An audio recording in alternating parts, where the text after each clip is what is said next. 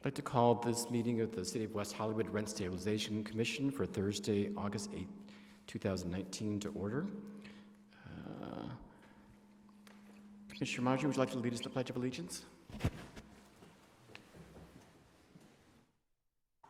pledge allegiance to the flag of the United States of America and to the republic for which it stands, one nation, under God, indivisible, with liberty and justice for all. Mr. Secretary, can we have a roll call, please? You may. Commissioner O'Keefe. Present. Commissioner Kirby's. Here. Commissioner Maggio. Here. Commissioner Martz. Here. Commissioner Charity. Here. Vice Chair Chopshian. Here. And Chair Bergstein. Present. One moment, we're going to work with the sound.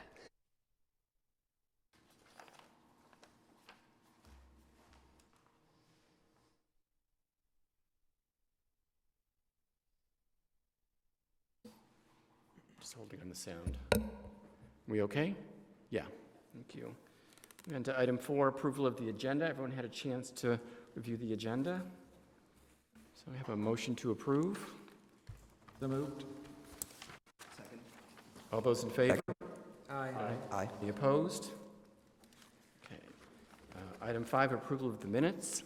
I had one minor correction, and that is in our packet on page 3, commissioner comments, that my comment was not requesting that the online landlord database portal tends to be notified by social media, but by texting. So I've already had that corrected in the minutes. We all had a chance to review in the minutes. Any questions or revisions? Motion to approve as amended. Is there a second? Second. All those in favor? Aye. Opposed? Note 1 abstention because I was absent. Okay. And we do have one public comment tonight.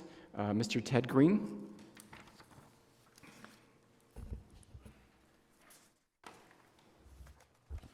Thank you very much. My name is Ted Green. One moment, Sure. sir. I'm going to get the timer. Oh, okay. I was going to talk fast. Thank you. My name is Ted Green, and I've lived at 8550 Holloway Drive, West Hollywood, since 2005. The owners of 2 apartment buildings at 8500 Sunset Boulevard are clients of mine. I'm here tonight because I've been told by the city's planning department that the zone text amendment requiring that all apartments, condos, and single-family homes built in the last 18 years and in the future only be rented with a 1-year minimum lease is coming back to the City Council's agenda on August 19th.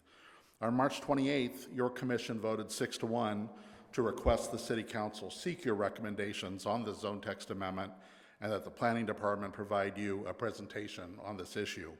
On May 9th, you were told that your request had been directed by staff to a subcommittee made up of the mayor and the mayor pro tem, and they rejected your request. Of course, we still live in a free country, and as the city's leading volunteers assigned by the municipal code to, quote, evaluate and make recommendations to the City Council relative to the city's housing policies, unquote, I hope you will take it upon yourselves to share your individual opinions, either at the August 19th council meeting or directly to council members between now and then on a zone text amendment that will make it more difficult to rent an apartment in West Hollywood. In 1995, when I first moved to West Hollywood, I couldn't sign a 1-year lease. Fortunately, I was able to sign a 6-month lease and move into the apartment building at 1430 North Harper Avenue. Had this proposed zone text amendment been in place, I wouldn't have been able to move here. The City Council has heard from Cedars-Sinai that this proposed text amendment will make it more difficult for the premier hospital in our region to find housing for its staff members and families of long-term patients who are not in a position to sign a 1-year lease. The City Council has heard from local realtors. This zone text amendment will interfere with the sale of single-family homes and condos built in the last 18 years and in the future because this ZTA will preclude the very common lease-back provision by which sellers lease back the home or condo they've just sold from the new buyer for a few months while they arrange to move into their new homes. Requiring a 1-year leaseback renders this entire concept unworkable. The City Council has heard that this zone text amendment they've been told the impact the zone text amendment will have on West Hollywood's ability to offer housing to families displaced by disasters. In the aftermath of the Woolsey fire late last year, apartments in West Hollywood sat empty while fire victims were turned away because the city threatened apartment building owners if they leased apartments for less than a year, a mandate that is impractical for families in sudden need of a place to live while their permanent homes are rebuilt, and unacceptable to the insurance companies who are paying for their relocation. Now the City Council needs to hear from you. Please don't allow yourself to be silenced. Thank you. Good timing. Thank you, sir. Moving on to item 7, Directors and Managers Report. Good evening. It's a review of the look-ahead calendar. Your next meeting on August 22nd is a study session. So at that meeting, we do not televise. However, we do still record, and it is still open to the public. At that meeting, the commission will review its priorities that it set last year, identify new priorities for the coming year, and actually address that very policy, that item in your duties that the public speaker has mentioned regarding housing policy. And if that night the commission comes to a determination on what it feels that is, that can be forwarded to the council. Looking ahead at the September 12th, you do have one appeal scheduled, and there is a proposed amendment to the RSO for you to review that night as well regarding historic properties in relation to the minimum maintenance standards. Looking ahead from there, we do not have any other appeals scheduled at this time, and if we do have availability, we would look at bringing forward a policy discussion item at one of your meetings in the fall. As you note, you'll notice on the calendar, we have not put the December 26th meeting. We're assuming that there most likely will not be a quorum that evening to hold that meeting. And of course, you'll also notice that Thanksgiving is not on the calendar. That's not a scheduled meeting date for the commission. This concludes my report. Just going to kind of take a head count for December 26th. I know I will not be available that day. I will not be. There would not be a quorum that night, so you would need to go ahead and cancel that meeting. Do you have any questions for staff at this point? Commission comments. I'll make one briefly. I just want to thank everyone for allowing me to take my vacation without an absence. So it was a wonderful trip, and I'm back and ready to go. So thank you again.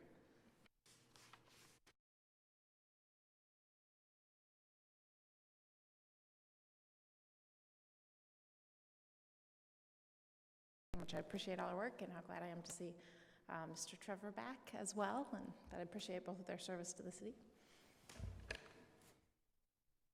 This is our first meeting back since then Chair Charity left us, and now he's back as Commissioner Charity. We wanted to just thank you for your services as chair for the year, and you did an excellent job, and I very much enjoyed working under your leadership. I thought maybe we would save this all at the end so we can take hours to do it. But yes, congratulations, and thank you so much for serving. And as you all know, I would like a photograph of all of us at the end of the meeting, if you all agree to that. Everyone looks so nice. Thank you. I have one kind of a housekeeping issue I wanted to bring up. At our last meeting, I think we all got a little energetic over during one of the appeals, and we were kind of talking over each other, and I know it was difficult for me to kind of follow the thread at times, and I think we also need to be fair to all the parties in the audience that they can follow our conversations, as well as there are more people than we realize at home watching us on TV, and if we're kind of talking over each other, it gets a little confusing. So I would just ask that, I'll kind of look back and forth to all of you, just kind of, raise your hand or nod towards me, and I'll realize, that you're ready to speak next, and I'll call on you. And then the vice chair and the chair will speak last. So if we can just try and kind of keep that in order so we can all be clear on what we're discussing, and the members of the public can be as clear as well. Move on to our appeals. Item 9, our first appeal is D-4419, 1040 North Sierra Bonita Avenue, apartment number 3. We'll first have a staff report, and then the appeal was filed by the tenant, Sarah Hatem. Am I saying that? Hatem? Am I close? Okay, and you're present? Okay. And is there a representative of the landlord for Mr. Esfandi present? No? Okay. So we'll hear a staff report first, then the commission will have the opportunity to ask questions of staff, and then we'll call you up to the podium. Thank you. In this case, the hearing examiner granted a rent decrease on 9 items and denied a rent decrease on other items. The tenants have appealed the denial of a rent decrease on the following items: dining room ceiling fan, dining room cables, security gate locks, water, and plumbing. Staff recommends that the commission affirm in part and reverse in part the hearing examiner's decision. Regarding the ceiling fan, the record shows that there is only 1 ceiling fan in the kitchen dining room area, and that notice was properly given to the landlord on this issue. Therefore, staff recommends that the commission reverse the hearing examiner on this issue. With respect to the other appealed issues, because there is substantial evidence in the record supporting the hearing examiner's decision, staff recommend that the commission affirm the decision as to those issues. Thank you. Thank you. Commissioners, do you have any questions for our legal counsel? And Ms. Haddam, if you want to come up to the podium.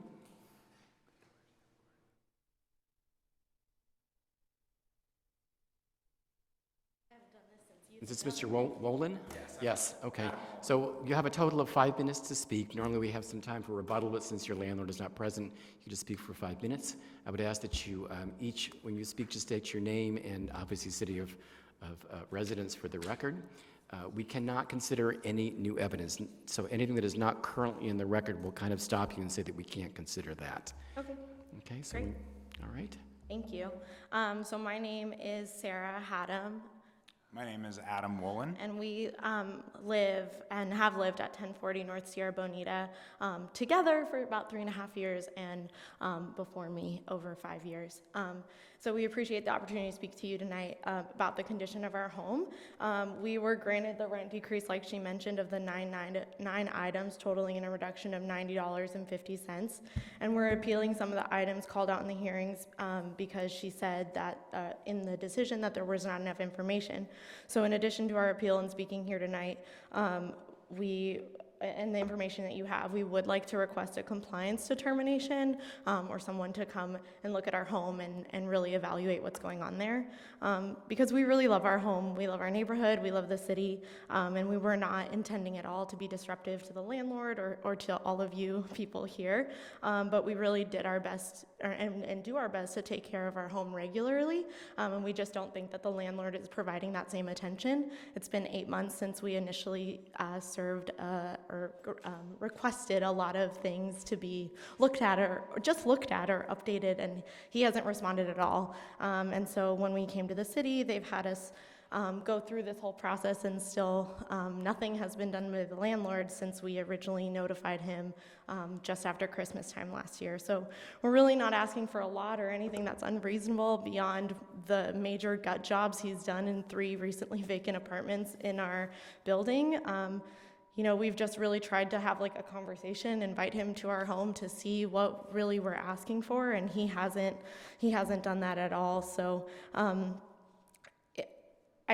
we wonder like what we can do more to get his attention other than doing things the right way with the city and emailing him and contacting him, but we really haven't even heard from him. And so we want to know at this point, if he's not going to respond or do anything and we're going to get this rent decrease, what else can we do? We want working locks on our doors. The record about what we were requesting was so jumbled and confusing because we were confused because we don't even lock all of the locks on our doors because we physically can't. So can we go out and have a locksmith come and replace the locks and provide the landlord a new copy of the key? Are we allowed to do that? We don't know. Can we do some painting on our own to cover up the patches on our walls and the brown spot on our ceiling from an old water leak? We don't know. Can we have someone come out and inspect the water and make sure it's clean and make sure we don't have sewage spilling out of our bathtub and into our bathroom more times than enough? What can we do? And we've asked and we've asked and we asked, and we've gone through this process, and it's been 8 months and we still don't know what we can do. And we're here for help because we love our home. We don't want to leave. We're not going to leave, but we need help. We don't know what to do. Anything else? No, thank you. That was beautifully said. I'll just say that we are unable to respond to any of your questions. You could discuss that with staff after that. Commissioners, do you have any questions for the tenants? Yes, thank you. I do have a couple of questions. As the chairman said, we won't be able to respond to the questions you've asked tonight, but I think staff can be able to provide answers to most of those questions. But I do have questions about the wood door and the security gate and the key issue. So what I understand is the hearing examiner did award a total of $28 for the inoperable locks. Is that your understanding? It was a... What page is that on?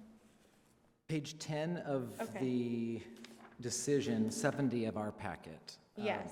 I believe she did 14 for The deadbolt. each of, yeah.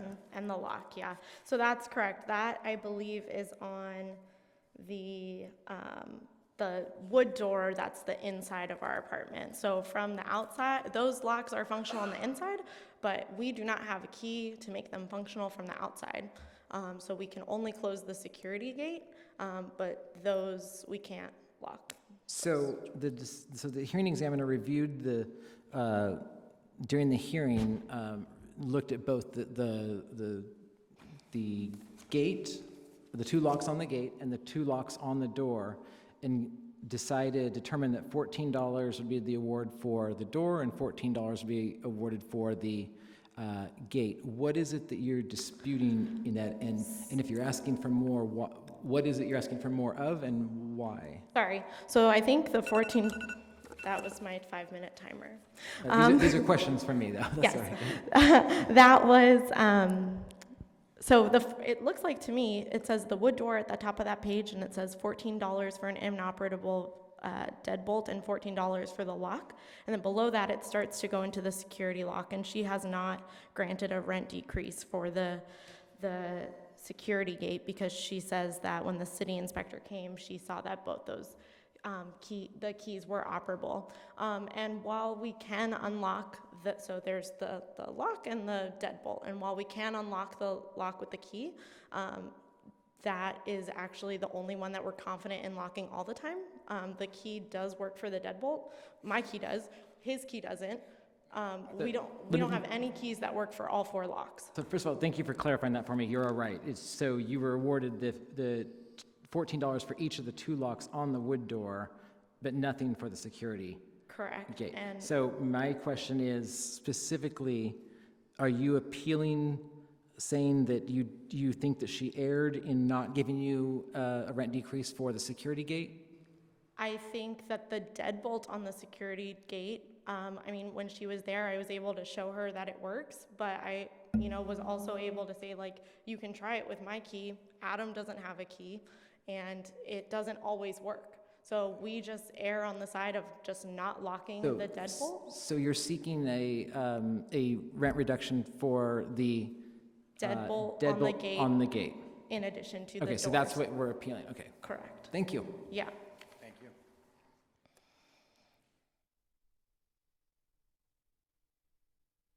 Commissioners, any further questions for? Just a quick clarification regarding the dining area cables. You testified that there are some cables that are coming out of the dining room wall. Although I agree with the examiner's position that this doesn't constitute a rent reduction, but my concern is, did you address it with the code enforcement? Did you request to the inspectors to go and check what are this wiring? Is there a safety issue there? Yeah, so there are a lot of things in our apartment where we have the concern about a safety issue, and that's... Have a seat, sir. Have a seat, sir. There are a lot of areas like the cables or open holes where there are cables inside of the wall that when we originally wrote our started the process with the city, asked if we can have someone come to take a look at, and they said we have to get through this process and past our hearing, and I don't know to what point, in order to have someone come take a look. So hopefully we're at the point now where someone can come take a look, because that's not the only place where there are rogue cables hanging out of the wall or tucked in the wall, but in an open spot where maybe something, like a fire smoke detector used to be, and it has been moved, but the spot is still there. Okay, all right, so you answered, thank you. And then I will probably later ask the legal counsel. I just have a quick question, and this probably goes without saying, but Mr. Woolen, when you originally occupied the apartment, you had working keys to all the locks on the door, correct? The security gate and the wood door? Is that that was your starting point? Yes, when I did originally start, or when I moved in, I did have keys. And at one point through living there, the locks got changed. And then I was provided a lock for the new lock. And then I think what she was talking about too, how like one lock will work or my key won't work and hers will. I think it's actually inside is bent. Because if you look at the key that works, the key's actually bent a little bit. So I think that's why it goes in there and turns. Where I even went out and tried to make a copy of her key to try to see if I could get my key to make it work, and it didn't work. So, but yeah. Thank you. Yeah, of course. Thank you.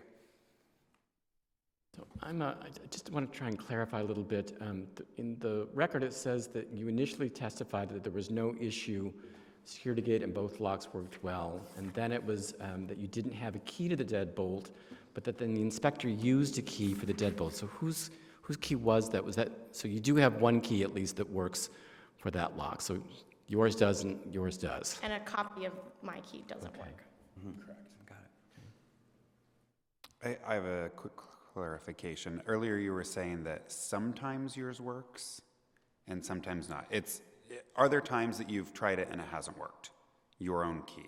I'm not gonna lie, I just don't lock it. Okay. Or he's in the house and I'm like, hey, let's play a fun game where we try it and it doesn't work, and then he's in there to let me in. Yeah, it's at the point where if I lock it from the inside and like if I fall asleep or something or just not paying attention, she's like knocking to get in, like she Banging on the window.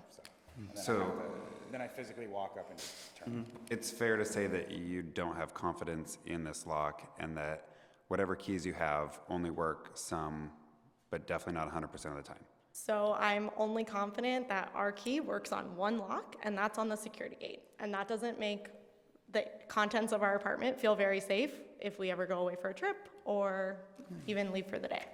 Great, thanks. Good. Thank you. Thank you. Just a quick one. Do you have an air conditioner in your apartment? There is a window unit. In the living room? Yeah. Okay. Any further questions? Okay. The gentleman that came late, are you Mr. Respondi? I'm sorry? You are? Okay. I'm going to turn to staff. I'm not sure how to handle this because you were late for the hearing. That's okay, if the commissioner should hear his argument at this point. Would we then So- grant some rebuttal time? Because I don't believe the tenants used up their full 5 minutes. Sure. So rebuttal time? However the chair wants to handle it. And there's a minute and 52 seconds of rebuttal time if they wanted to Comfortable with that? use that. Okay. So my fellow commissioners, are we all right with having the property owner speak? Yes. And then rebuttal time for the tenants? Okay, so if you would just state your name, your city of residence, you'll have 5 minutes to speak. David Davidi. And again, I apologize for being late. The traffic was horrendous. I'm not used to coming this part of the town this time of day. It took me literally an hour. Again, my apologies to the board and to the councils. I understand. What is your city of residence, sir? I'm sorry, sir. Your city of residence? Where do you live? Encino. Thank you. Thank you. My understanding that there has been a initial hearing on this, and the officer had made some decisions, and later on the tenants have appealed, and on the part of the appealed, I guess there has been an issue of as to the apartment lacks a fan, and I think another consideration was given because of this fan situation. My understanding there are 2 fans in this unit, and one of them works, one of them, in fact, are new, but replaced in the last couple of years since we took over the building. And then, which I feel like there is 1 working fan there. As to the rest, you know, I respectfully submit to the decision of the appeal board. I have no further argument or saying on this. 1 second. Commissioners, do you have any questions? You can have a seat, sir. Did you want to speak in rebuttal? You have, what'd you say, Tom, 1 minute and 50 something? Yeah, there's 1 minute and 52 seconds. Thanks. Just quickly, there are 2 fans in our apartment. Both of them were replaced last year. Really lovely to get new fans. Since they were replaced, they both do not work properly. Thanks. Close the, any further questions for the tenants? I do have one. Did you testify to that fact at the hearing? Okay. Yeah, Great. and actually, since we sent the original, from the time that we sent the original list to the landlord and the time that we had the hearing, the second fan started to not work properly. Got it. Thank you. I have a question. So do I. Commissioner Maggio? The fans, I think in the record it says that it's loose, and so you can't put it on a higher speed. And what was the other reason? So the fan in both fans are a light and a chain. They're operated by a switch on the wall. The fan in the kitchen, I don't believe was properly installed. The casing on the fixture is just kind of not really there, and when it spins, the whole thing kind of wobbles, and that doesn't feel so good with the shakes that we've been having lately. And also the pull strings don't work. And in the bedroom, when we turn it on, it's actually, the chain is stuck. You can't pull it anymore. It's set on the highest setting. So in the winter, I could not use that light because I would also get the fan, and it was too cold for that. And since then, now I've pulled the light chain, and it came off. So they are not operating properly. Thank you. Mr. Kirby's? So just to clarify, because I think I may have misheard you just now, but so you informed the landlord that both fans were having an issue. They weren't corrected within the 30 days, so you went to a hearing. Both of those fans were discussed during the hearing, and that brings us to today.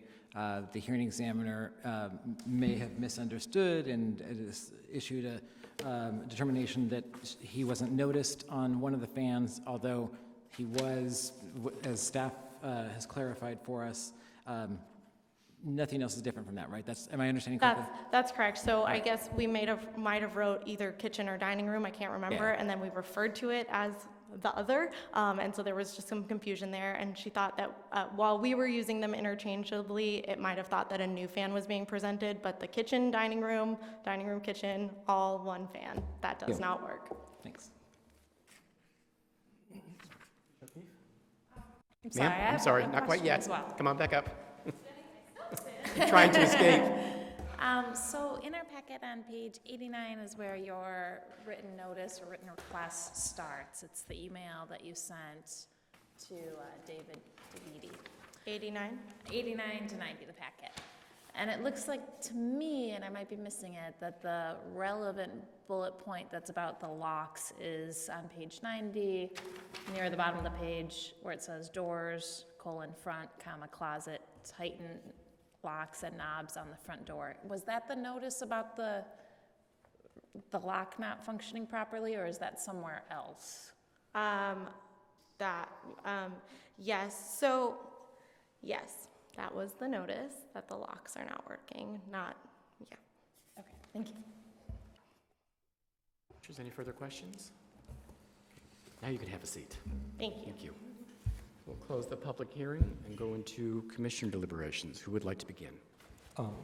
Chair, can we ask a couple of questions to start? To staff? Yeah, Sure. Before we start the deliberation.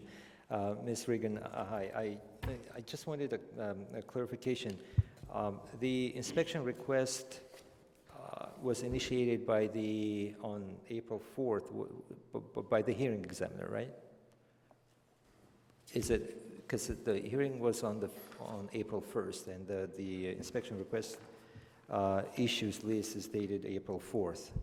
Was it as a result of the hearing the issues were discussed? Correct, that often happens. So, no, well, I understand the reason why the hearing examiner didn't include the exposed wiring and maybe the water issue into the inspection report, but did the inspector try to verify if this, if there were issues in the unit related to the exposed wiring or water discoloration? She's not going to inspect, she's a rent stabilization coordinator, not a code compliance officer.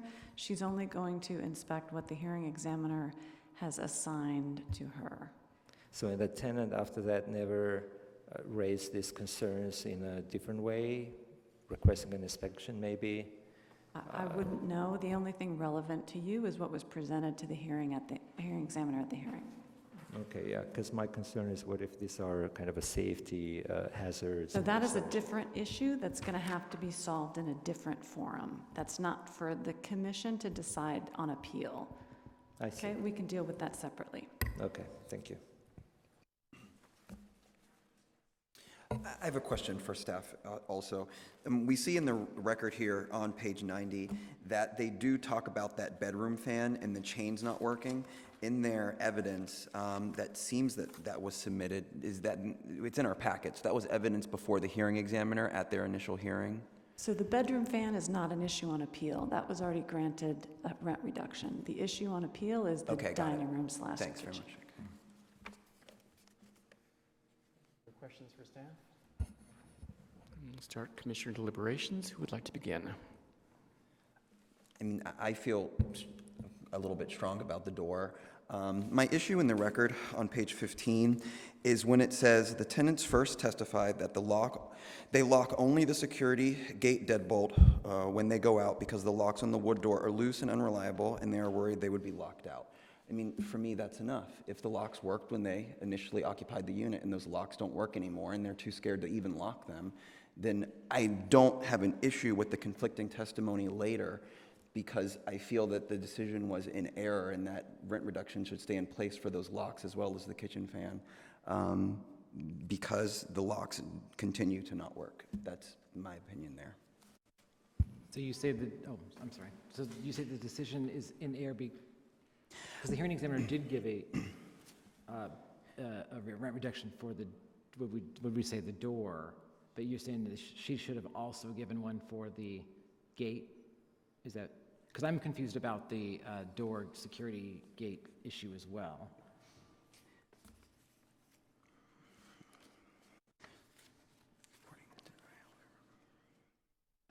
I see what you're saying. So you're saying that we think,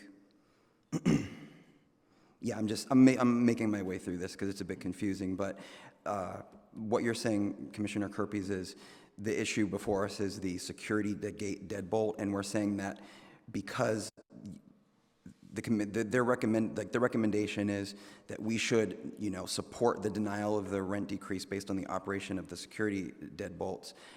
I mean, from there, I'll be interested to hear what everybody else has to say, but. Yeah, I wasn't meaning to put words in your mouth. I was actually asking for clarification of what you were saying, because I also am confused about it. What I do know and what I understand is that the $14 and the other $14 were for the deadbolt, that the hearing examiner did issue $14 reduction for the deadbolt and the door handle on the wooden door, but opted not to give any reduction for the security gate. Mm-hmm. I don't know if I agree with that or not. I know there was some confusion, but I'm wondering, are you saying that your understanding is something different, or are you saying we should go some? I think I was misunderstood, that if we find as a, commission that the security gate locks work, then we can uphold the decision for the denial of the rent reduction for that issue. If we determine that they work, then we should. Right, and I didn't see that that was in conflict. I just want to remind the commission, you're not deciding whether or not they work. Right. You're deciding whether or not there was evidence for the hearing examiner to sufficient to deny the rent reduction. Gotcha. It's tempting to try to solve the problem. Unfortunately, I'm a bit confused about what the hearing examiner determined, actually. If you could help clarify that. sure. On the security gate door issue. And I apologize if my staff report wasn't clear. I deliberately looked at the testimony itself to try to figure out what was going on. So the hearing examiner awarded a rent reduction for the locks on the wooden door. And she awarded the rent reduction for the wooden door because during the hearing, the testimony from the tenants was that the security gate worked fine, that the problem was with the wooden door. Sorry about my confusion, I get it now. So that's why the hearing examiner ruled as she did. Got it. But doesn't that conflict with the information from the inspection? No? It doesn't, it didn't seem to. The hearing examiner seemed satisfied that it was consistent with the inspector. Because I think, yeah.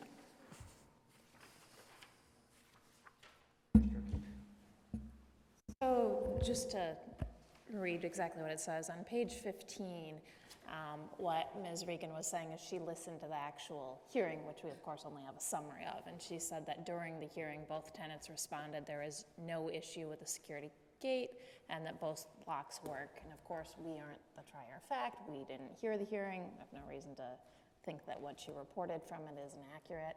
And we are supposed to uphold any decision or part of a decision where there's substantial evidence on the record, even if there might be conflicting testimony. So given that they're, according to Ms. Regan's recollection of listening to the actual hearing, they said specifically there was no issue with the security gate and both locks work. I don't know how we could find that that was an error and that there wasn't evidence to support it, even if there's also conflicting evidence. So on that piece, I would feel like we would need to uphold it, even if what we're hearing here is different from what we're reading was in the record during the actual hearing. On the ceiling fan, it seems pretty clear that the hearing examiner was simply confused. There's only one fan that's both the dining room and the kitchen fan, and that there was no dispute between the landlord and the tenant about the fact that was a singular fan and that it was noticed properly. So I would agree with the staff recommendation to uphold the hearing examiner on most counts, but to reverse it in reference to the dining room / kitchen fan.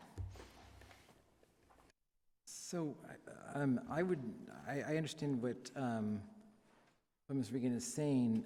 I guess I have a problem just overriding or setting aside what the third-party independent, nothing to gain from inspection says. And on page 47, it talks about the security gate. It doesn't say that they don't work, just says they are difficult. But then when they turn to page 48, which is the second page of the inspection, when they talk about the door,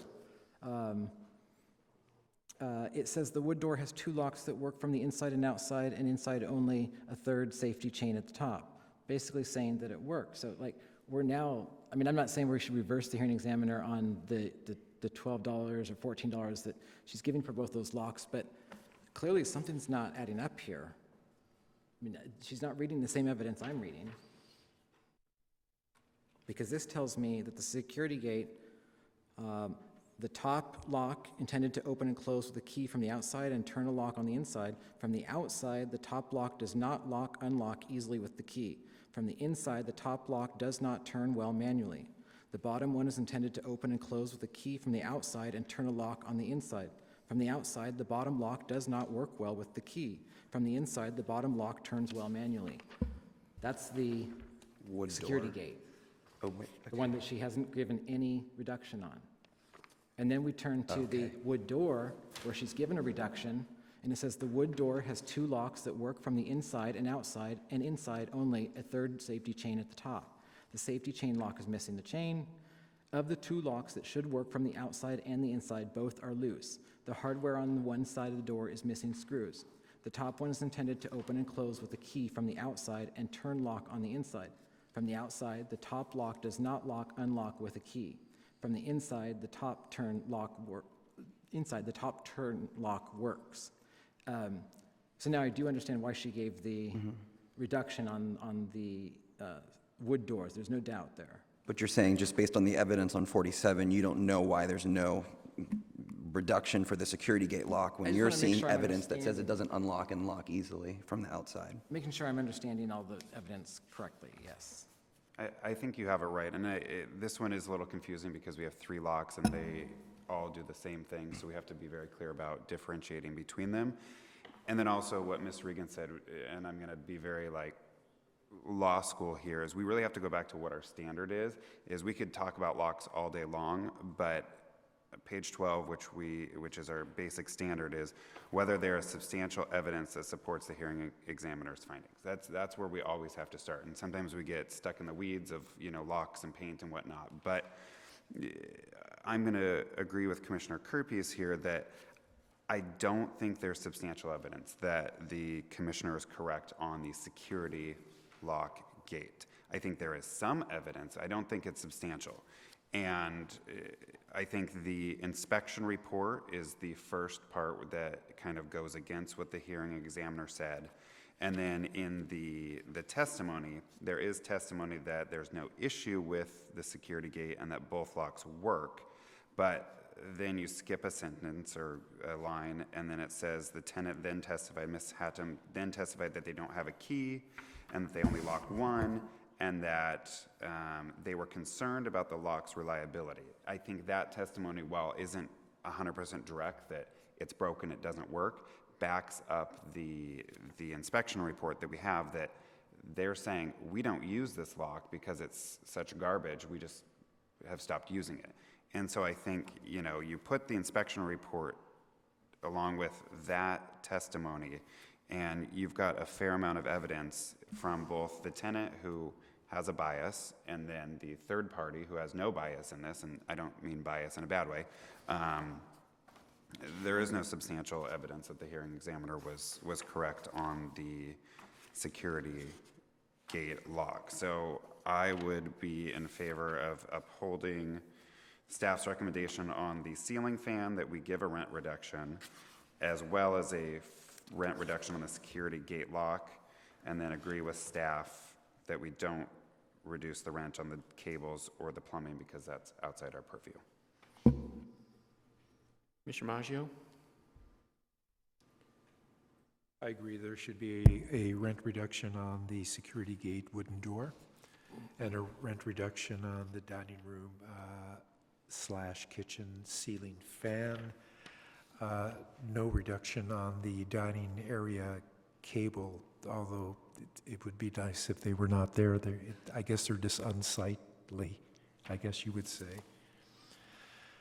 In regard to water and plumbing, I'm surprised that I can't find a code that says maybe that should be checked for toxins or rust or anything of that nature. So I really don't know how to handle that one. Vice Chair? I'm going to support the staff's recommendation in full. And my question would be, Ms. Regan, I still want to ask about the plumbing issue.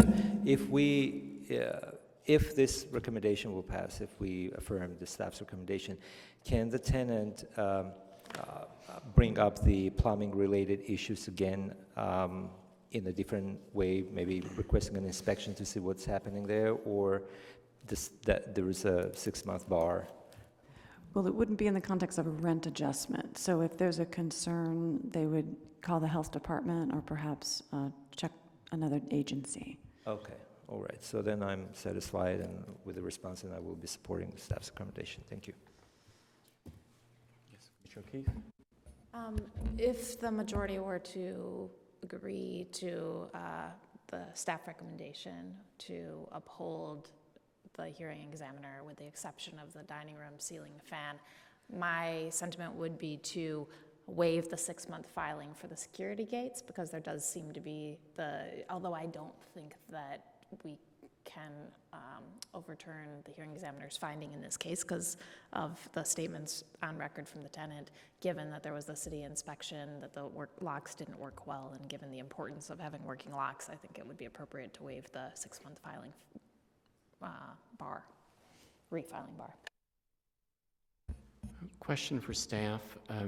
Instead of waiving the 6-month refiling, do we have the authority to remand a particular issue back to the hearing examiner? Would that be another option? Yes, it is an option. So I'm going to pose the question to my fellow commissioners, would we want to waive, would we consider waiving the refiling on the security gate issue? I'd like some clarification on that. I would prefer to remand the issue of the security gate locks back to the hearing examiner rather than waiving. My one question on that, or concern, is if we were to remand it on that one issue, would the rest of the decision also be delayed so there wouldn't be a rent reduction in the interim for all of the other things that had been ordered?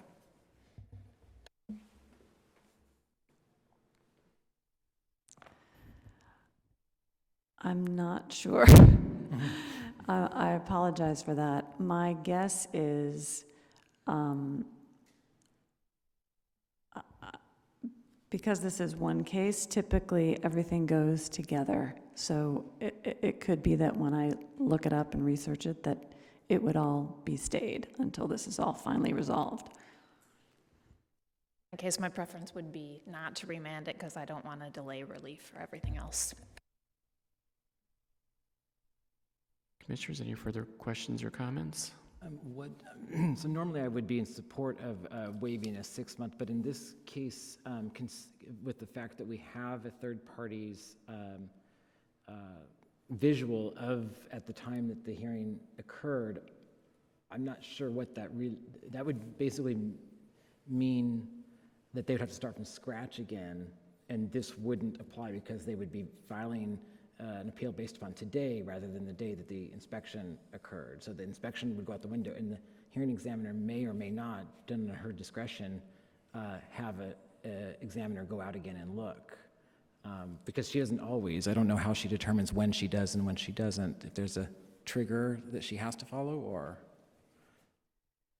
I think that's an excellent point, because the commission has all of the information before it as to what was the testimony on the condition of the security gate at the time. And I also want to just remind the commission of the definition of substantial evidence. It's not more than one piece of evidence. It just means that the piece of evidence is is reliable, and something that could be relied on to support a decision. So the commission does not have to resolve a conflict in the evidence. If there is a reliable piece of evidence, even if it's just one piece of evidence, even if that piece of evidence is contradicted by other evidence, that is considered substantial evidence on which the commission can uphold the decision. Again, I know it's tempting to try to solve the problem and to try to see exactly what the state of the security gate is, but your role is strictly to look at what the hearing examiner had before her and not to reweigh the evidence, not to resolve conflicts in the evidence. And based on that, I would still hold the prior opinion that I had. I don't think that the evidence was of the substance that a reasonable mind would find this adequate to support the conclusion that the hearing examiner reached. I still think, based on the totality of the evidence, that the only acceptable outcome was to give the rent reduction. So quantity and quality, I think, weigh against the hearing examiner's decision, in my opinion. So I would stick with giving a rent reduction on the security gate. I have to agree, actually. I just feel that there's a lot of pressure on the security gate because the wood locks don't work at all. So if they're testifying that that's the only lock they use because it's most reliable, it just makes me nervous that that's the only lock they have to their place. If we are going to give any weight at all to page 47, that it's a little bit uneasy to lock and unlock from the outside. I don't know, it just makes me a little bit uneasy to send them away with one lock that they're relying on, that we have evidence in the record where it says it does not it does not lock and unlock easily from the outside, the top and the bottom. I guess my point is that, yes, we have evidence saying that they, rely on the security gate lock, but they have to. I was initially a little more conflicted than I am now because the initial testimony in the record was that there was no issue. Security gate, seems to be wavering there a bit, but with that third-party inspection coming in and saying that these locks don't work, they just don't work. I don't have any issue with if it now is going to take 4 keys for 4 locks.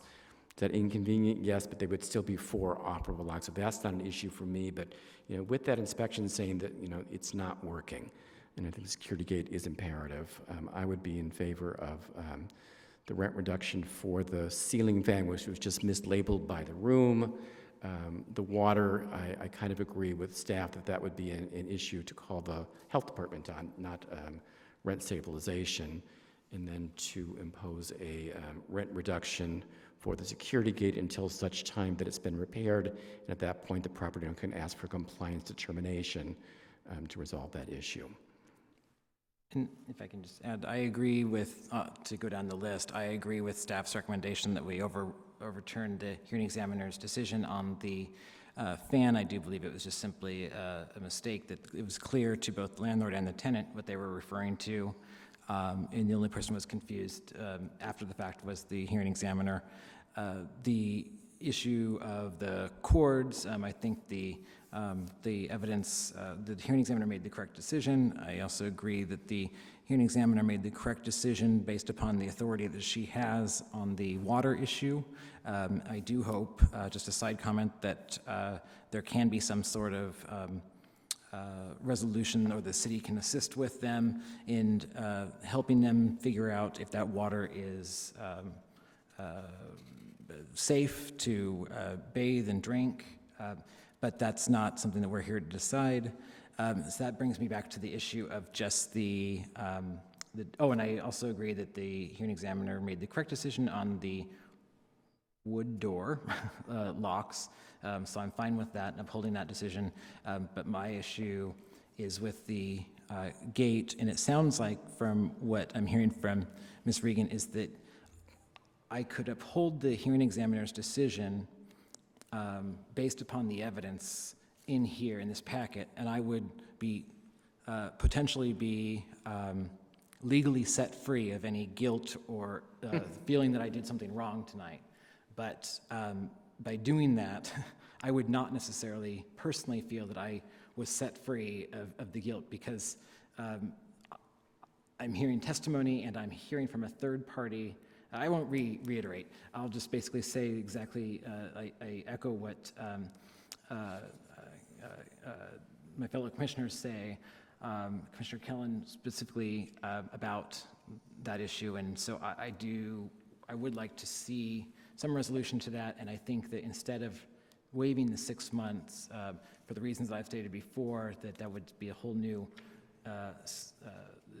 trial or hearing, that we look at the evidence we have tonight, and we based on that third-party review that we offer, or we assign a rent reduction value to those 2 locks that do not work 100%.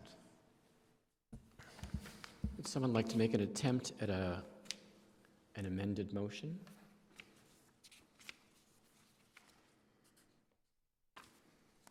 I think I'm not in the majority, so I think it should be one of the 4 commissioners who are. Commissioner Marks, do you want to take a stab? Yes. Thank you. This will be an amended resolution, RSC 19561, a resolution of the Rent Stabilization Commission of the City of West Hollywood affirming in part and reversing in part the hearing examiner's decision on D-4419, 1040 North Sierra Bonita Avenue, number 3, and the Rent Stabilization Commission of the City of West Hollywood does hereby find, declare, and order as follows. The hearing examiner's decision is affirmed in part and reversed in part A rent reduction of $5 is warranted for the kitchen/dining area ceiling fan. A rent reduction of $5 is warranted for the security for the security gate. And if I said $5, I meant 14, which is the same as one door lock. So it would be a total of $19. $5 for the kitchen dining fan and $14 for the security gate. Sorry for my symbols. Right. Do you have a second on that motion? I second that. Okay. And would that require that they, that the landlord to replace to remove that $14 to fix that issue? Would he have to fix both of the locks on the security gate or just one of the, because she's very specific, 1414. What are we doing with the 2 locks on the security gate? Are we doing 2? My understanding was there was one. There are 2. There's a top and a bottom. Yeah. There are 4 locks. I mean, if we follow the precedent, then we would be doing a $28 reduction on the security gate. So that would be in the amended resolution. $28 for the 2 security gate locks, $5 for the fan. I'll second that amended resolution. May I suggest you might want to break it off, so it's 14 for one lock, 14 for the other lock, so with a compliance determination. I think that's how the hearing examiner wrote it for each specific different item.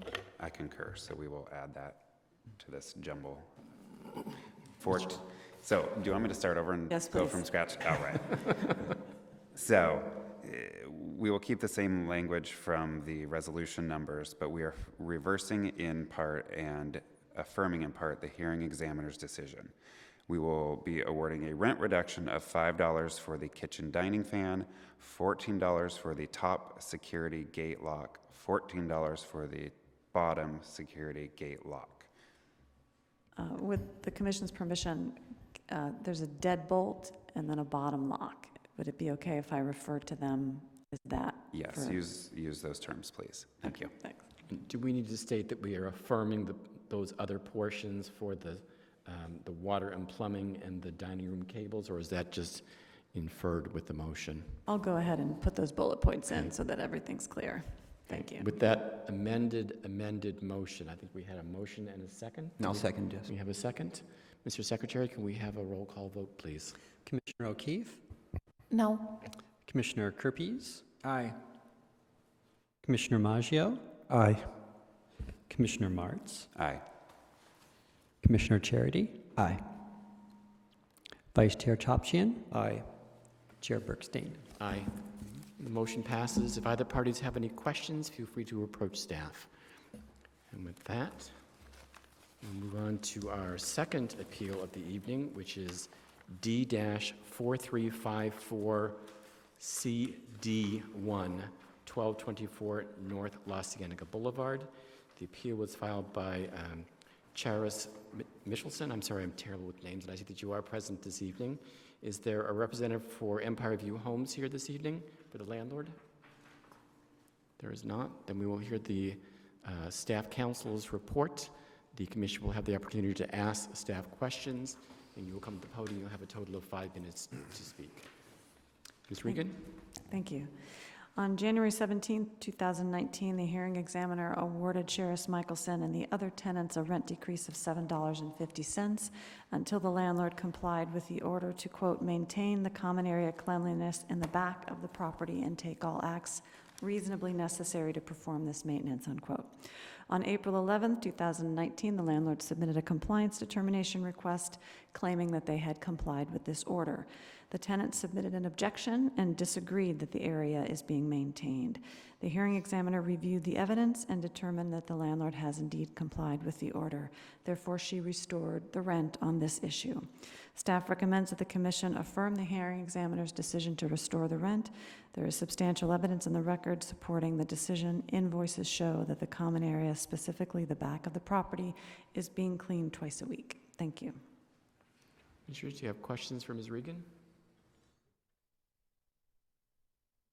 Ms. Regan, so basically for this compliance determination, there was no on-site look. It was just, we're looking at the invoices. That's all we have in the record. Okay, just making sure. Okay, thank you. No further questions? Ma'am, you come up, you just state your name, come up to the podium, your name, your city of residence. You'll have a total of 5 minutes to speak. Again, we can't hear any new evidence, only what is currently in the record. Yes, sir. My name is Sheris Michelson, and I live in the city of West Hollywood. The hearing examiner, who's mostly fair given the information she's provided, states that I base my determination of there being a lack of cleaning at the back of the building due to the area not being perfectly clean all the time, when I have never said this or inferred it.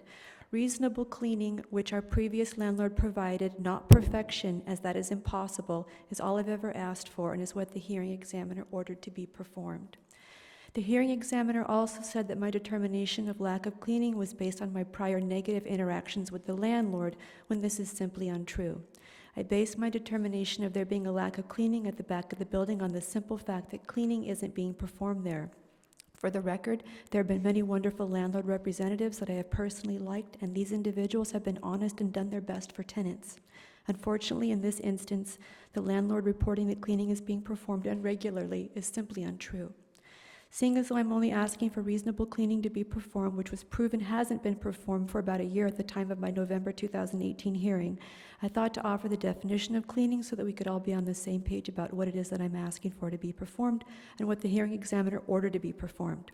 According to Merriam-Webster, cleaning is the action taken to rid of dirt or impurities or extraneous matter.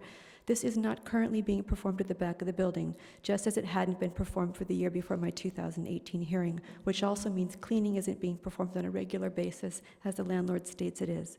In giving the landlord credit, he has always employed a leaf blower who comes to the premises twice weekly. The leaf blower doesn't sweep up the dirt or debris he blows, so it collects in other areas of the property, and he stops his leaf blowing about halfway along the building's north to south back pathway. The leaf blower performed his services during the time the hearing examiner determined there to be no cleaning, proving that the leaf blower's services aren't considered cleaning. Due to lack of cleaning, dirt gets so thick along the back of the building that you can draw shapes in it, such as on the staircase that runs from the ground floor up to the 3rd floor, which I have done to demonstrate how much dirt there is in that area. Also, thick spider webs accrue not only in the heavy blanket of dust that continues to pile up along the sides of the stairs, but on windowsills and lighting. Workers who are currently renovating a unit above mine recently drug a hose up to that area and let water run down, which flooded the area in front of my unit. But after the water dried up, you could still draw shapes in the dirt, which had dried like mud, so this act doesn't qualify as cleaning either, and I'm not sure it was meant to. Also, recently someone rubbed through the shape I created in the dirt on the staircase but left the other dirt, so this doesn't qualify as cleaning either. Dog feces is also regularly found along the back pathway, which LA County Health Department inspectors have noted in their reports, and litter isn't picked up regularly, and neither is rodent droppings nor dead cockroach carcasses. I stand here and tell you the truth every time I come before you, but sometimes I feel dismissed or unbelieved. So I brought someone with me today who comes to the building regularly and has over the last 3 years, and so he would like to chime in. Just one thing, Ms. Regan, is that acceptable? He's not a party to the action. Well, I just realized that, did you submit an objection? Was this evidence in the record before the hearing examiner? Otherwise, it's considered new evidence and the commission can't consider it. Oh, okay. Well, I brought someone with me to verify what it is that I'm saying is true. Should I stop and allow for, I guess there's no rebuttal. Anyway, I thank you for taking a look at this matter tonight, and I wish there was cleaning being performed and on a regular basis, as the landlord states. It would be lovely to have the area be clean. I have a Mr. Maggio? Can you just summarize how much differently this area was taken care of before? Was it beyond the blower? Was there anything else that was being done? Yes, previously, our landlord, prior to this current landlord, would regularly hose off the pavement so that it was clean. There would be a cleaning crew that would come and wipe down surfaces like staircases, like the stairwell, and they would do some like mopping or some sweeping so that the ground areas were clean. I live at sort of the top of the ground level. There's like a kind of the first floor. There are 2 other units above mine, so there's a stairwell that goes all the way up. They would have wiped that area clean. They would have used cleaner to clean the area. That currently no one is wiping down any surfaces. They're not using any cleaners. There's no one that comes and sweeps. There's no one that comes and mops an area. There is no one that hoses off the back pathway. So like right now, someone threw an egg on the back pathway, and it's just been sitting there, and flies come, and it's been sitting there for probably about a week now, and it will be there until the rain and elements wash it away. And someone threw up in the back pathway. This is and all new evidence that was not okay, well, introduced before the hearing. this is what the only way to get to my unit now is via the back pathway. So I have to interface with. I'm going to stop. That wasn't the question. I think you've addressed the commissioner's question about the prior. Yes, sir. Okay. Yes. So the hearing, you had a hearing with the hearing examiner November 1st and December 13th of 2018, correct? That's when you presented to her, among other things, the cleanliness of the back area. Yes, the hearing was split into two hearings, November and December, So it was like because November 1st and December 13th. there were a number of issues. On January 17th, she issued her decision that it was not kept clean, right? That is correct. And then the determination, and this may be more of a question for Ms. Regan right now, but the compliance determination was requested in April, and then the compliance was issued in May of 2019. These are the dates listed here. As evidence included in the packet are invoices, cleaning invoices, 2 times a week, starting, the first one I'm looking at is October 2018, due November 14th, 2018. So sometime between October and November of 2018, they had already started cleaning twice a week. So if, not at the back this of is the- based oh, upon, this is based upon the evidence. I'm confused why, So is this a question for the tenant, or should I'm sorry, she this be is, this excused? is, yeah, So why don't we? yeah, I think I'm finish done. up. Thank you. Yes. Commissioner O'Keefe? So you told us a lot of things that we weren't able to consider, we're told, because they're new evidence. During the compliance determination, is there opportunity to provide oral comment, or did you provide these in writing, or how does it work? When I found out that the landlord had submitted, in order to have it reversed, the rent reduction reversed, I submitted both a written statement and I submitted photographs of the area showing the dirt in many different areas along the back pathway. The landlord does keep clean the front of the building, but not the back area, and that was what we want a rent reduction for. Other tenants also chimed in at those rent reduction hearings. And I see here, it looks like it was a handwritten submission where you said you disagreed that the landlord had been complying. Is that correct? That's correct. And it was dated April 30th, 2019? That's 118 in our packet. Give or To take. my knowledge, that is mine. I don't have it in Okay. front of me. Yes. So in our packet, we have 1, 2, 3, 4, 5, 7 or so photos. Do you have those in front of you? I don't. Is there a way we can provide her a copy? Because I'd like her to go through what we're seeing in these photos. They're kind of grainy black and white. So I would like you to, you don't have to go through every single one, but point out in each one or a few what we're supposed to be looking at. Thank you. Okay. So on 118 is your handwritten letter saying you disagree. The next photo looks like a walkway. Is this the back area? I'm sorry. I get there, no problem. I Page was on the wrong. 119. Yes, this is, there's a pathway that runs north to south, and this is that pathway. There's dirt and debris along this area, and forgive my printer. That's all right. But there's also a dark spot near the back. That's a pile of dirt. Okay. And there's like runoff that typically happens, and it will, there's dirt that will end up on those stairs and then also accumulate in that area. So I was showing that pile of dirt. Great, thank you. If you'll turn to the next page, 120, I'm assuming that this is a close-up of that pile? Yes, and again, forgive the printer. That's all right. There is thicker dirt there, but it looks sort of like a wet spot, but it's a thicker dirt. Okay, there's more dirt there. 121, what is that there? You'll see streaks. That's actually dirt, and this, you'll see also boot prints. Well, this doesn't, again, the printer, but there'll be worker boot prints through the dirt in this area. And then there's also dust on the stairwell. Okay.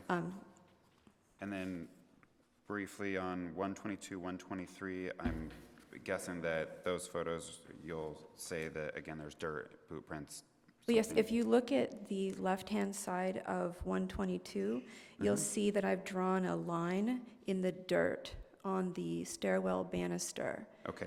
And so that was to demonstrate how much dirt there is. Like, you could take your finger and just draw in it. Okay. And it's gotten much thicker since that time because it has not been. So that is the same line that we see on 123 at the very top. That's a close-up of it, yeah. And forgive my printer. That's all right. And there's also trash, a litter at the bottom on the left-hand side. If you look below where that line is, you'll see litter that was left there. That white spot there. Okay. And then last but not least, 124, 125, what are we looking at there? That was also that is water damage. Okay. That's I don't know why that was included in this. Okay, great, thank you.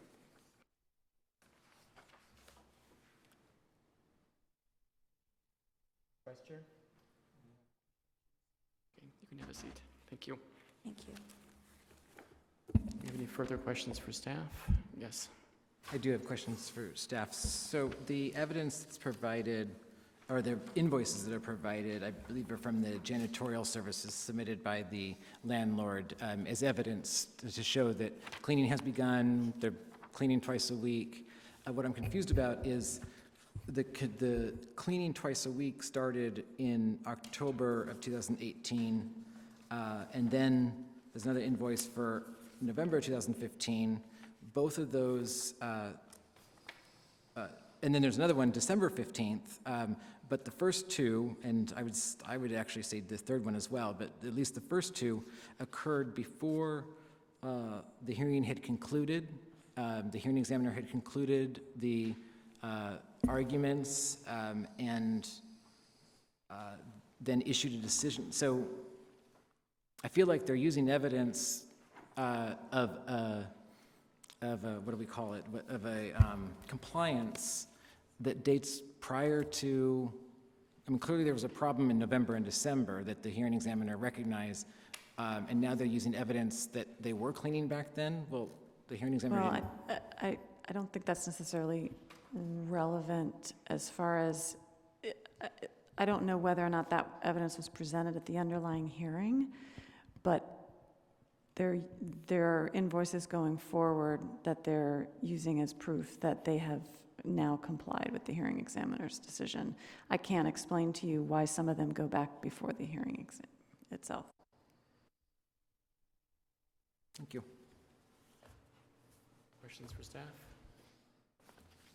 On to Commissioner deliberations. Would like to begin? Commissioner Keefe?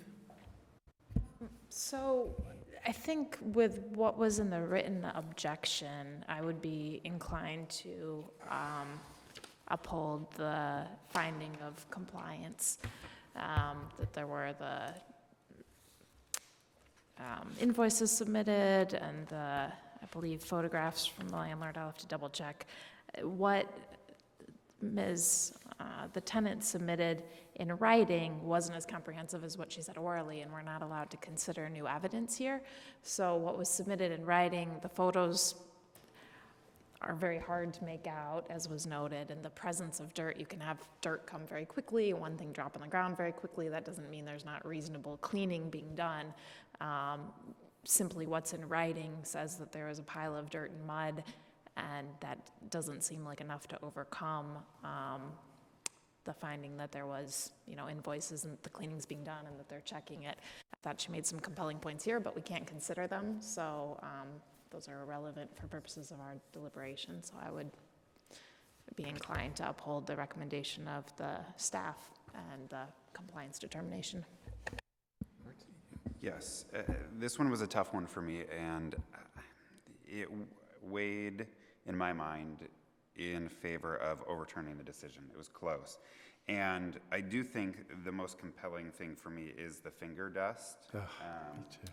And it is written in the April 30th response, point C, please see litter and accumulated dust, dirt in something parts of each stair.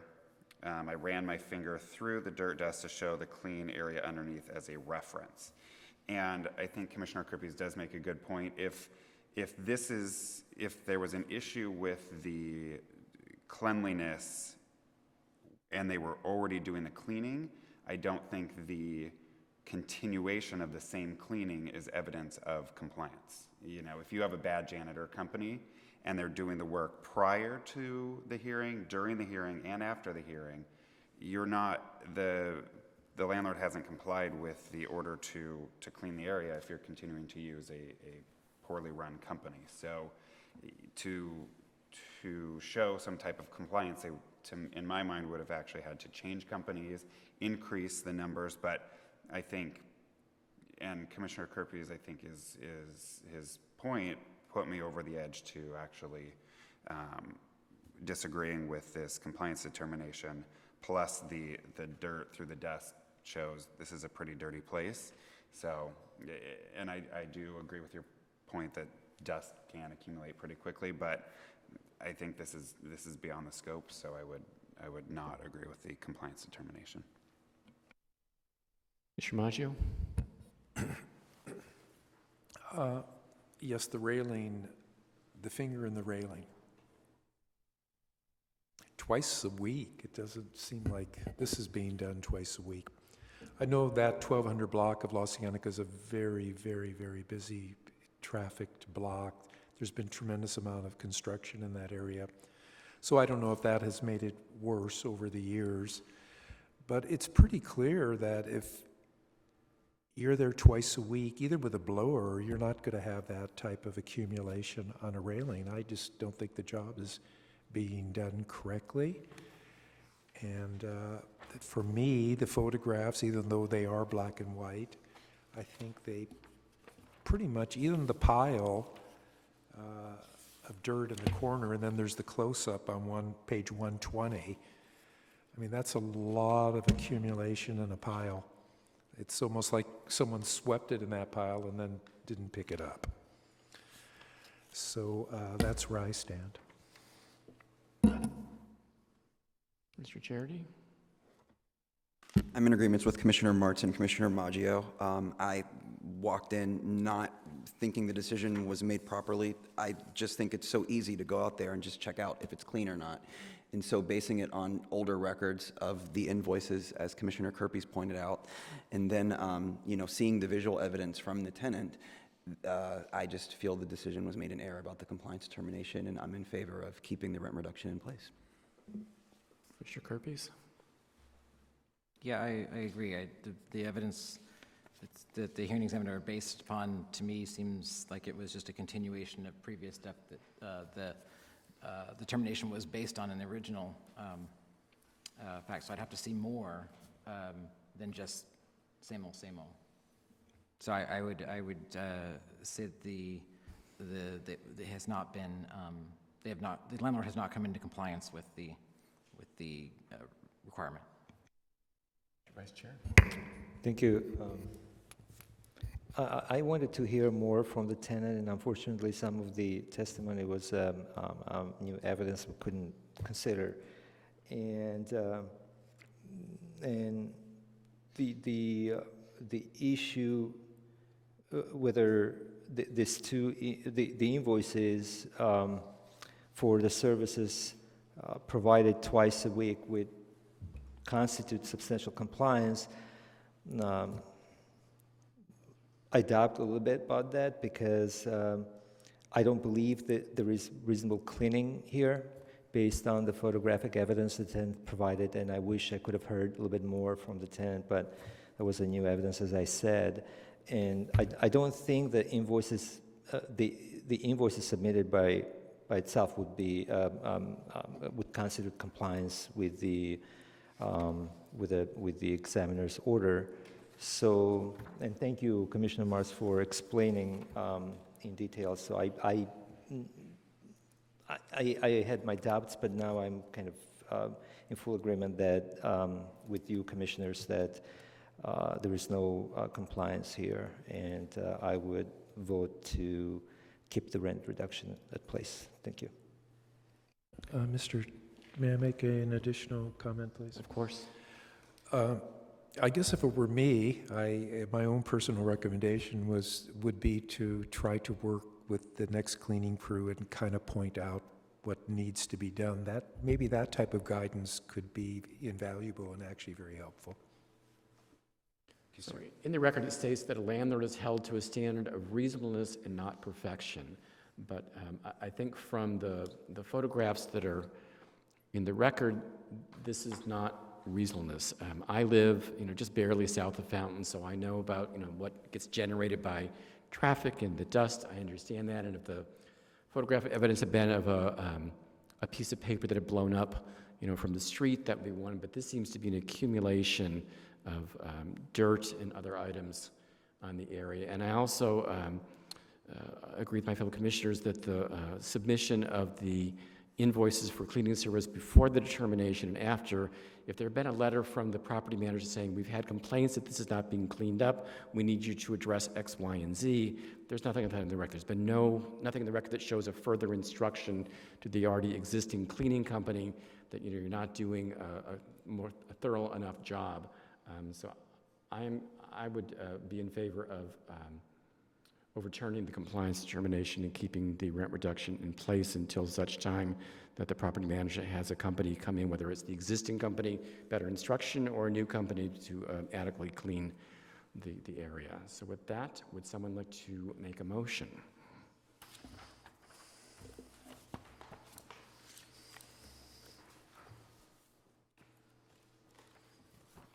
Not being very quick with our motions tonight. Commissioner Charity? Yeah, I think this is a simple motion. I make a motion. Sorry, just 1 second. I wasn't really prepared, but I make a motion for this appeal D-4354 CD1 that we keep the rent reduction in place for the exterior cleaning. A little clarification on that. It's that we are. Well, what I wrote down, so we're reversing the hearing examiner's decision that they complied with the order, so that will not restore the rent. But I'd like to make a finding as to the commission's conclusion about why there was not compliance. And what I wrote down was what Commissioner March said, which was it's insufficient evidence of compliance with the order if they're using the same company as before the hearing that was deemed insufficient, which led to the original order. I'll phrase it a little bit differently, but I just want to make sure that that's the consensus of the commission, that the invoices that were submitted were not sufficient evidence because they were the same cleaning company that the owner had used before, which led to the original rent reduction. And I think Commissioner Bergstein made a good comment too, where we didn't see any evidence of them instructing them to do anything differently. Before you include that, on page 127, it does say that Steve Short, for the landlord, stated they have stressed to the cleaning company that all areas of the property need attention every time they visit, that they monitor the company's work, that they stress the importance, and that they're keeping a close eye on the property going forward. So that was in the record. I couldn't turn the page fast enough. Oh, 127. Sorry. 127, Yes. The first paragraph, and that's where it mentioned the images too, but it sounds like the images the landlord provided were at the hearing, which would be in the past. We didn't have the landlord's pictures here, but I just want to make sure the commission doesn't have a finding that says there was no evidence that they told them to pay attention to the back since it's there. But that was a statement from the cleaning company, correct? Not the landlord. The landlord stated that they have stressed that they need, that all areas of the property need attention every time they visit, and they monitor the work, and they stress the importance. of cleaning in October, November, Okay. December, and January, and they're keeping a close eye on it going forward. And then at the bottom of 127, it talks about when the pictures were taken compared to when the cleaning was. And it also mentions the landlord providing images of the back stairs on 127 in that same paragraph.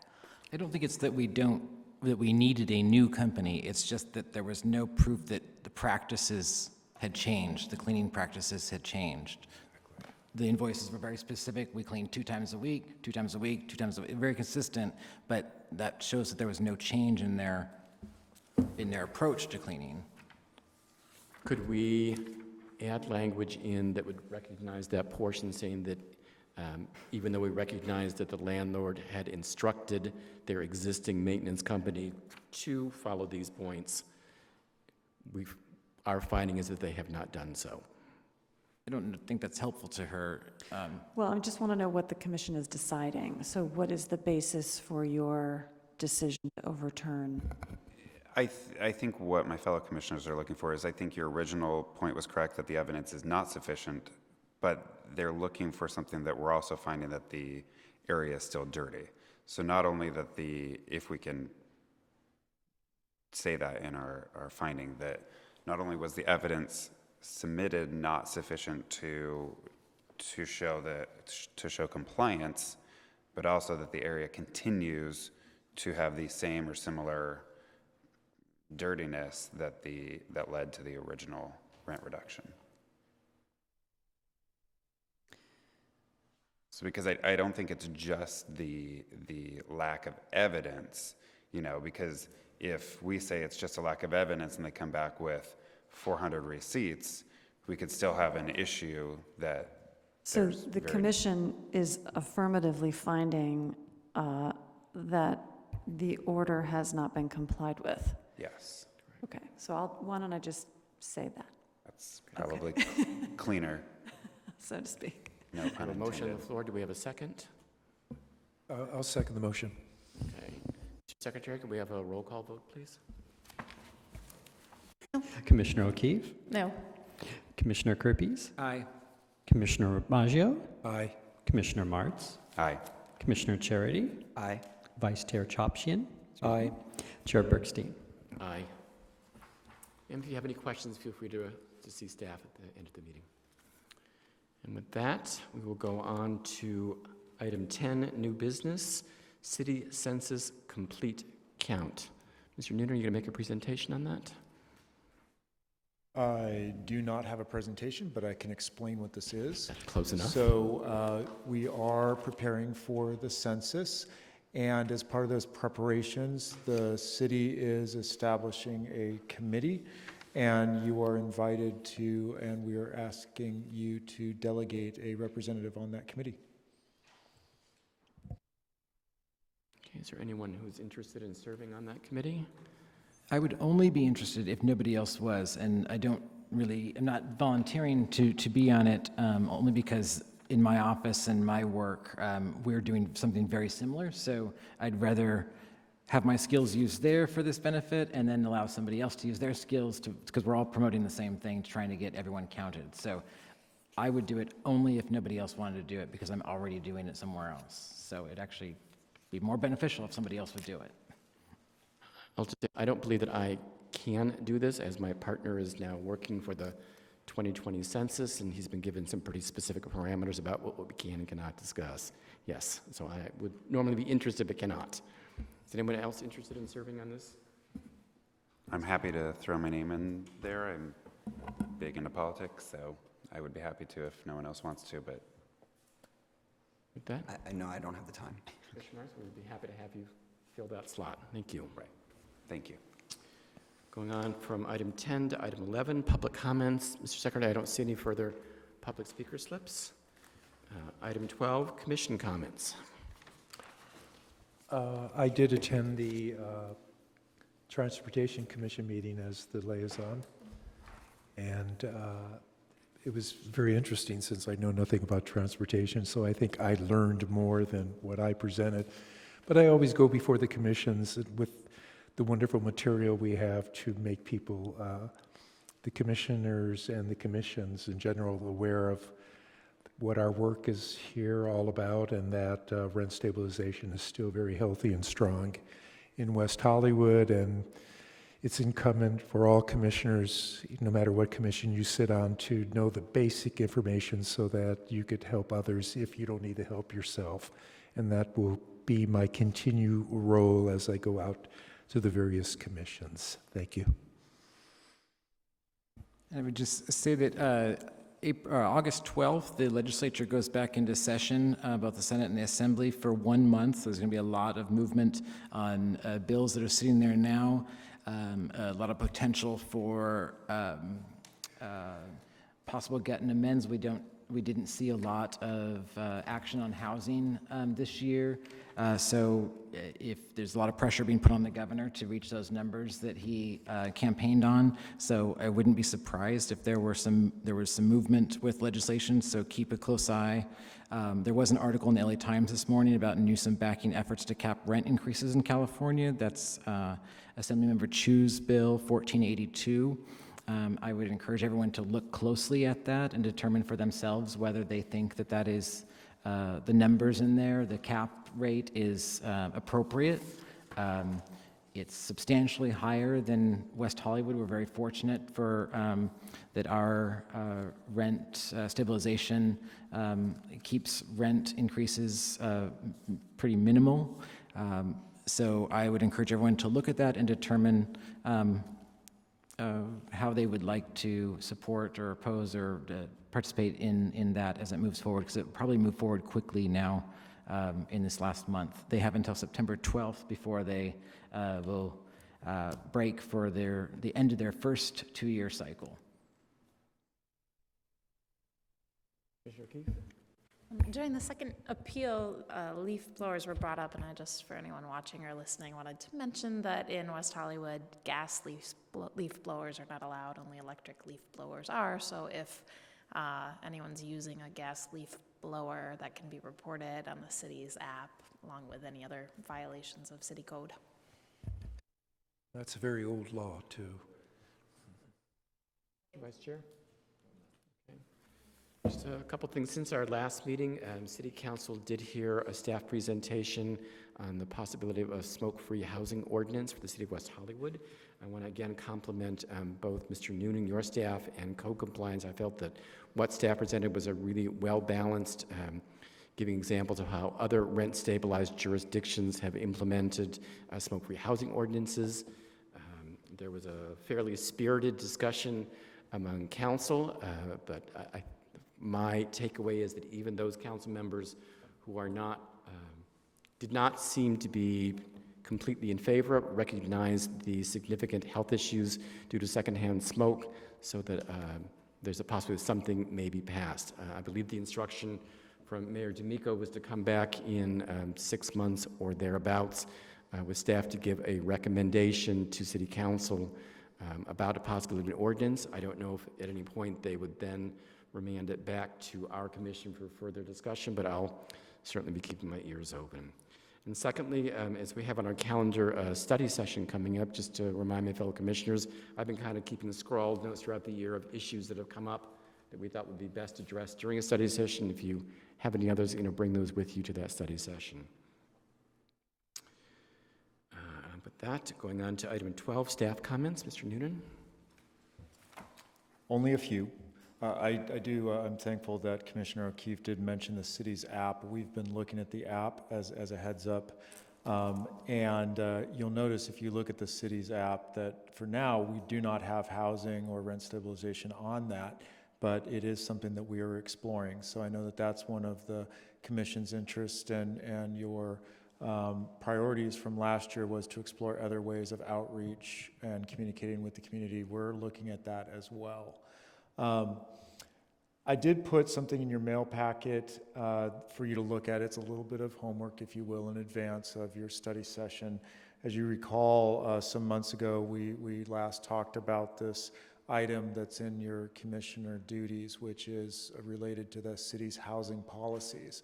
And we did talk about having that discussion at the study session. So I did provide those duties for you. I also provided, and this might seem a little strange because it is clearly within the Planning Commission and the Council's purview, but I provided the housing element for you specifically because I want you to see what is called a housing policy, a city housing policy. Those are, it's an actual title that's within the housing element. We do update the housing element every 8 years. We're in preparations for doing that. That will happen in 2020. And so as you look, I think starting on page 11.6, you will see the goals. And then under each goal, you'll start to see that there's policies. So the policies implement the city's goals. Now, when I first read your duties in 2013, I immediately, coming from community development, read this to be your duty.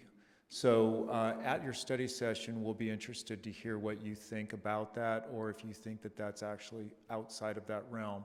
Now, in my mind, and my thought was that you would be providing that input to the Planning Commission and the Council at the update of the housing element, again, which is an 8-year cycle. The last comment that I have, I do have to apologize, but I will not be here for your study session. I'm very sad that I won't be. Gloria Aviles, though, will be handling the study session. She's been at many of these study sessions before, and so we talked today. She's going to be well prepared for it. I did let her know that you would have this information, that I'd queue this up for her a little bit so that you could have your good conversation that you want to have on housing policies. Those are my comments. Allison, did you have any? No.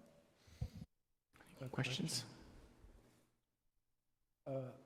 Peter, you were very specific about our duties, and then I kind of was understanding that we should challenge them at the study session? No. It's not a challenge. We have been hearing for a couple of years now a question of what does it mean to advise relative to the city's housing policies. And so this is an opportunity. I did talk to Paul Arvallo and to Mike Jenkins about this. We did chat with the subcommittee of the City Council about this. I felt that it was important that the commission have an opportunity to discuss this and to float if you have a recommendation on how that duty should be applied, that we float that up to the council and allow the council the opportunity to either agree or revise it. And so that's your opportunity. That begins at the study session. I'm not sure if it'll end at the study session, but certainly you can begin it. If the conversation is something that needs to continue on for more than the study session, you could certainly explore how you might do that. You could, as you have on other items, establish a subcommittee to look into it and then come back with a recommendation to the commission and to form that at some point forward. So I am giving this to you, and Gloria will help you start this conversation at your next meeting. Do you mind repeating? I was listening, but I kind of didn't listen close enough. Obviously, you had mentioned the housing element, and you had started to talk about what you would like us to discuss at the study session. You're pointing out goals. Can you kind of tell me again what you were saying about the goals and when you read it the first time? Of course. So on the cover, you'll notice in the table of contents, the third line down is goals and policies. Mm-hmm. And so to me, I initially had understood this because the language in your duty is specifically cities' housing policies. So to me, these are the city's housing policies. So if you look on page 11.6, that starts out with goal 1, provide affordable rental housing, and then under that, there are 5 housing policies. You're asking us. So I realized, though, and we realized in conversation and dialogue, and when I went back and I read the original report that Commissioner Kerpes had written when he was supporting Councilmember Prang on this item, that I realized that it could be that there was other understandings or definitions of what housing policy meant. And so I did float the idea of having this conversation up, and it's something that the commission can have. We'd like to hear from you and on your thoughts of what it means to advise on housing policy. Is there any chance we could be provided with that report that Commissioner Kirby's created at the time, and any other records about when the council added this duty, so we can be informed by what they were thinking when they charged us with that? Yeah, I think that's fair, and we can get that together. I can't promise that it'll be an inclusive amount of information, everything, the realm, but we'll get as much together as we possibly can. Just, Commissioner Key, would that be more appropriate if we, during the study session, agreed to make that an agendized topic for one of our meetings where we don't have an appeal, but he would bring those materials, we would prep for that meeting? Are you suggesting otherwise? I was thinking we could have it for the study session, because this was going to be one of the primary things we were going to talk about at the study session, and we don't have that many meetings without an appeal, especially since we'll only have one in November and one in December. Yes, Commissioner Maggio. I don't know how to say this other than just to say it, but I don't know how comfortable I feel having a study session without the manager there. And I think if that's the case, maybe we should reschedule it, because you're such a The same an thing last important- year. You're such an important. Same thing, I believe you were not present last year, that Gloria was present for that one as well, or the year prior. That could be the case. I tend to have there's a specific period in August that I do like to take a vacation. And this so happens to fall in that week. So any of my fellow commissioners remember, it seems to me that Gloria, again, was our staff person that night, and it went just fine. Well, I find that she's perfectly capable, and she's a fine person, and she certainly knows all the information. I don't think the manager's such an important spoke in the wheel that I don't know, it's just, I had to bring that up. I think that ultimately it's up to the manager. I mean, I think that Gloria is amazing. There's no doubt that she can handle it. The topic of conversation that we know that we're going to have there has been an ongoing conversation since the beginning of time. I think it's an important one that if this is going to kind of be our conversation that we then kind of accept and move on, it would be helpful to have him there, but it's up to city manager if he's, or city manager, the housing manager, if he's fine with whatever we end up with, that's fine with me too. I mean, I just know that it's an important conversation, that there tends to be resistance between staff and commission on, or it's felt like that in the past, that whatever comes out of it, everyone's okay with. That's all. I would also prefer, if it were possible, with scheduling for our rent stabilization and housing manager to be present, but if it doesn't work with scheduling, I don't know if there's much of an alternative, and I just don't see us having many opportunities for it, given how many appeals we've been having, and that we'll only be having one meeting in November or December. That said, I believe some other commissions sometimes schedule meetings that are not at all their normal time. And if this is one that's not televised, perhaps I wouldn't even have to be in this building. So if there were like a week prior or a week after that worked for everyone and Mr. Noonan, I'd be open to rescheduling it then. I just don't know that I want to kick it down the can when I'm not sure when we might have another opportunity, given our busy schedules for appeals. Martz? I'm fine leaving it as is. I see the benefit of having you there, but I think we see you quite often, and anything that comes out of a study session, we can discuss with you as needed as well. So I would leave it as is, especially since it is 2 weeks away. I think we have a lot of topics to discuss, and if we reschedule, it's going to be towards the holidays. But I think we already rescheduled once for you, as I recall. No, yes, it's not about rescheduling, it's about getting But we it did reschedule, and so it's imperative that everyone is in place, because this is such an important job. So we have done that. Commissioner Charity? I'm split, honestly. I'm fine moving forward with it on August 22nd is where I'm leaning towards. But Mr. Vice Chair? I believe that we can keep the schedule as is, and yeah, we will miss Manager Noonan there, but as last year, commissioners mentioned last year, Gloria ran the study session, everything was fine. And this is our time to generate ideas and to have a free discussion. And Mr. Nuna's presence is not going to change that. So we're still going to put the topics for the further discussion, and then we will definitely come back with more detailed kind of a review of the items that were discussed at this study session. I think we should just keep the schedule as is. We want to just take a quick vote on whether we're going to keep it on August 22nd, or I think that we seem to be leaning towards.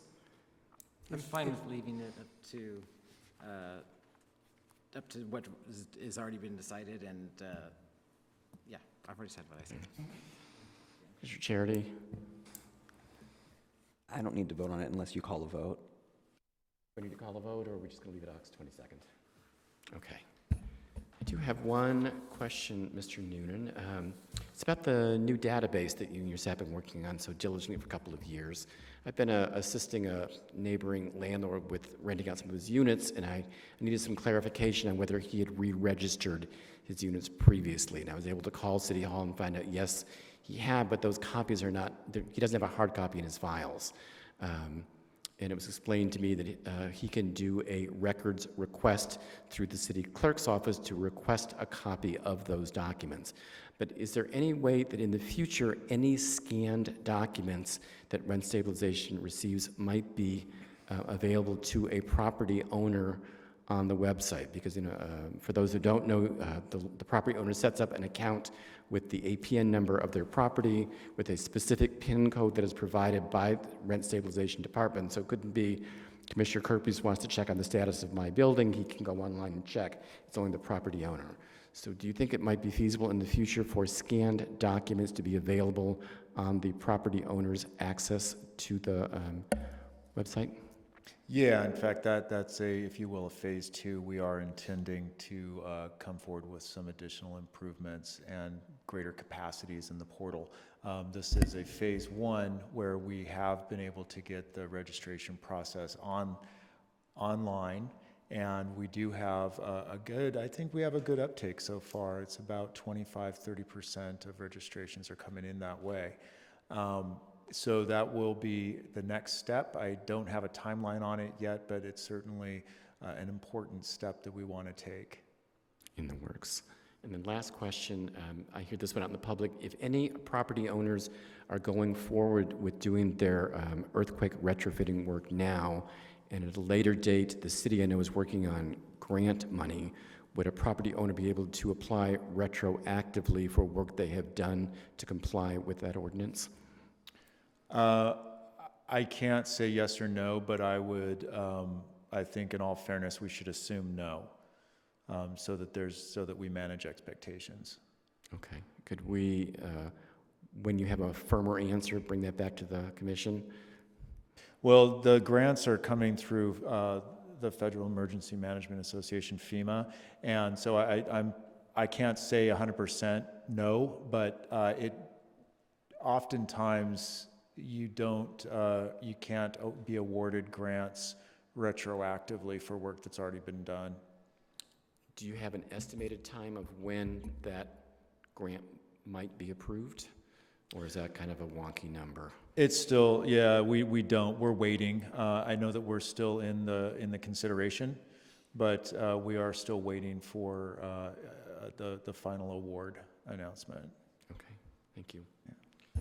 Commissioners, any further comments for staff? If not, then I will, item 12, adjourn to the next meeting of the Rent Stabilization Commission, which is to be a study session held on August 22nd in these chambers, 7 p.m. Meeting adjourned.